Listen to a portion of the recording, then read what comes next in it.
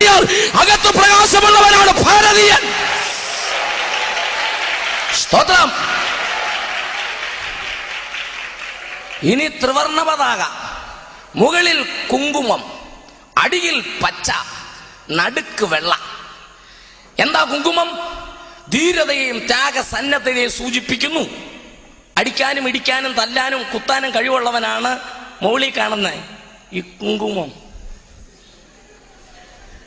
ഈ താഴെ കാണുന്ന പച്ച അതല്ല, അത് സസ്യസമ്പൂർണമായ ഭാരത ഭൂമിയുടെ ഐശ്വര്യത്തെ സൂചിപ്പിക്കും. എന്ന് പറഞ്ഞാൽ ഇച്ചിരി കാശും പുത്തനും ഒക്കെ ഉള്ള ആൾക്കാരാ പച്ച.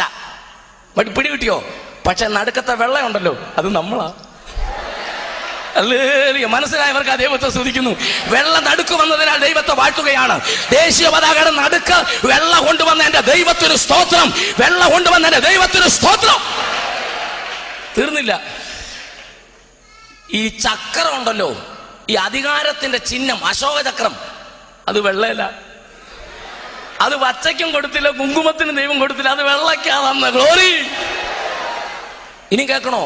അശോകചക്രം എന്ന അതിന്റെ പേര്. ശോകം ദുഃഖം, അശോകം ദുഃഖം മാറുമെന്ന്.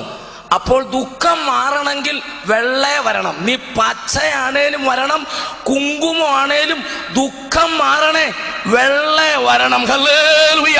മനസ്സിലായവർക്കായി ദൈവത്തെ സ്തുതിക്കുകയാണ്. അത് മനസ്സിലായവർക്കായി ഞാൻ ദൈവത്തെ വാഴ്ത്തുകയാണ്.